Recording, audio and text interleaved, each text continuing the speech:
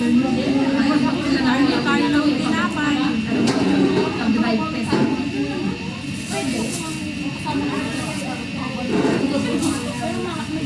Yung tinapay na to, binigay ng aming sister. Pasalubong niya kasi nag-bake siya ng bread kahapon. Ngayon, sabi niya sa akin, bigyan niya ako. Ang sarap.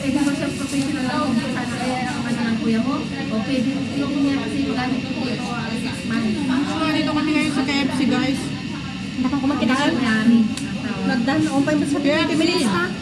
Gutom na kaya kinain ko na yung pasalubong ko.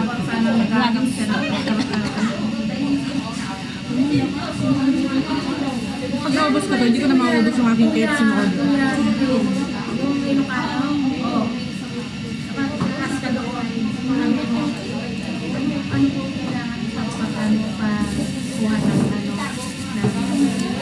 Ang sarap ng tinapay, yung binig ng kapatid ko, guys. Wala ka? Meron pa?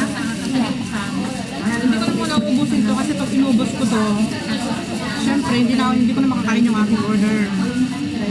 So, itatago ko muna, iuwi ko na.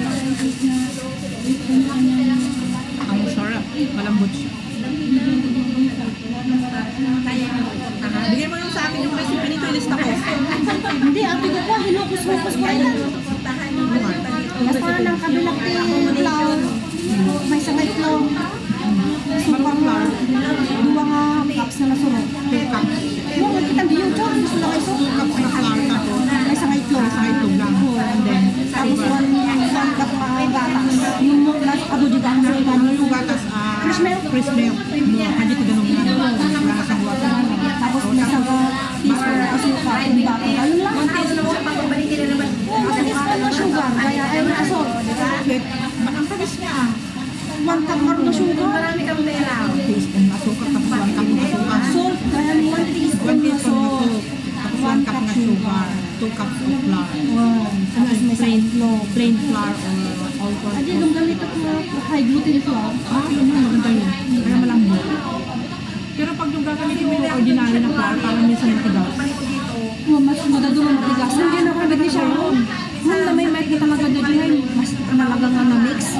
Ang ginaramid ni Sharon, panik sa tinaramid na nag-fluffy di milk bun. Milk bun. Ang ginaramid na. Nakita ko di story na grabe. Masyadong makis sa di namin na ating ay kutas na butok lang kristal na kasi kanunay nga namasa. So kailangan talaga ng mixer natin. Di ba may mixer ako sa bahay? Sa Pangasinan. Pero dito sa home ko, wala na akong gamit kayo sir. Doon na lang sa inyo may gamit. Pero doon sa amin wala na. Wala na akong kailangan. Wala na akong pwedeng gamitin doon sa bahay. Wala na akong magamit na pang bake guys. Kasi dati nag-bake ako. Pero ang problema. Yung mga pang bake ko, inuwi ko na sa Pilipinas kasi ako. Tapos dito naman, nandun sa bahay naman yung mga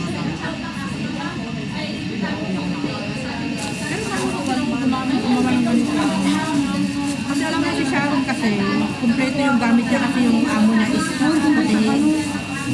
Puti sila, nag-bake sila lahat. Marunong na rin siyang magluto ng mga Kung na nakugot, patapos na kami pagluto tikik niya kung mga damo ng beso. kumpleto na siya sa gamit. Kasi yung amo niya mahilig daw mag-bake. Diba si Sharon dati, Chinese food, ngayon naman is American food. Yung naka-adjust ako Western food ang matututunan niya. Kaya maganda. naka-adjust ako Kaya maganda pag Western and Chinese food. My sister, hi!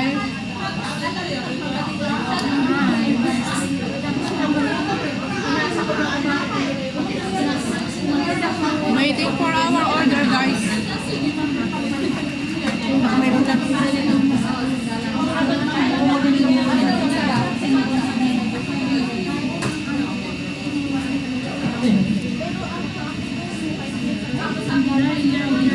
Hindi ko muna ubusin yung aming bread kasi pag inubos ko yung bread ko, hindi na ako makakain mamaya, di ba?